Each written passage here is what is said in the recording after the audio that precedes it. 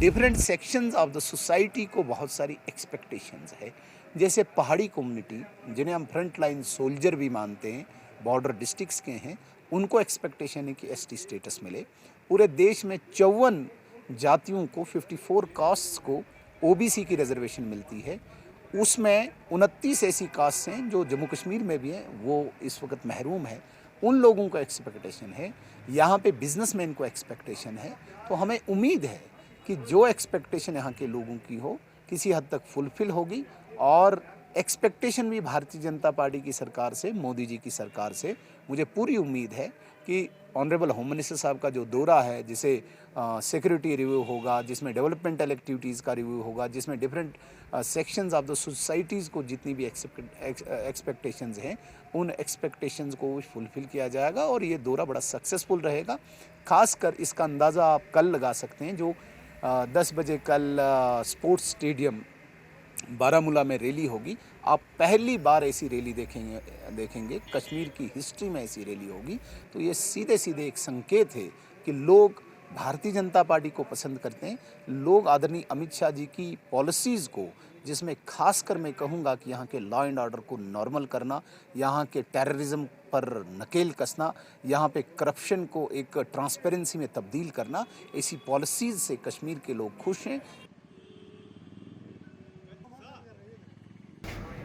देखिए, कल वज़ीर दाखिला जनाब अमित शाह जी बारामूला में एक मेगा रैली को खिताब करने जा रही है। और जहाँ तक उम्मीद हो, जहाँ तक एक्सपेक्टेशन यकीन के साथ कह सके, 40,000 से ज़्यादा लोग कल जनाब अमित शाह को बारामूला के स्टेडियम में सुनने आएंगे, क्योंकि लोगों की एक्सपेक्टेशन बहुत ज़्यादा है, लोगों की उम्मीदें बहुत ज़्यादा है। और बदले हुए जम्मू कश्मीर में 370 के बाद जो बदला हुआ जम्मू कश्मीर, जहाँ एक तरफ हम देखते हैं कि जो ग्राउंड ज़ीरो पे बहुत बड़ी चेंजें आ गई है। अब बुलेट लाठियाँ वो एक हिस्ट्री बन चुकी है, क्योंकि इन 3 सालों में एक सिंगल कहीं सिविलियन किलिंग नहीं हुई है, वो अलग बात है। और उसके साथ साथ जो एक पॉलिटिकल सिनेरियो जम्मू कश्मीर में चेंज हुआ, उसको मद्देनजर रखकर आज लोगों में उत्साह है, लोगों में जोश है, लोगों में बेकरारी है कि कल 5 तारीख को जनाब अमित शाह को सुनेंगे।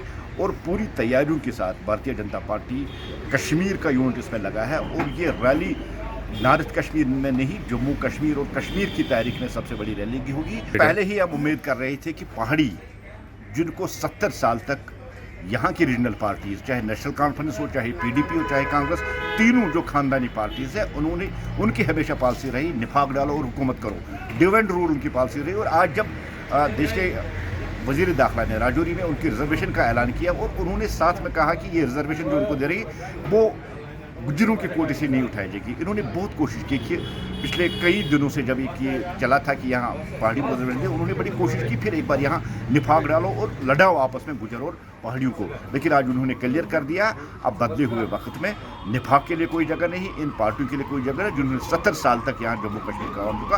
हमारी जो पॉलिसी है, सबका साथ, सबका विकास और सबके विश्वास, जितने भी मज़ाहिब हैं, जितने भी कौमें हैं, जितने भी फिरके हो, सबको एक नज़र से देखना, ये भारतीय जनता पार्टी की फिलासफी है, भारतीय जनता पार्टी की आइडियालॉजी। अब खिलाफत नहीं चलेगी, जैसी खिलाफत यहाँ गुपकार वाले यहाँ चलाते थे, उस खिलाफत का वक्त हो गया है।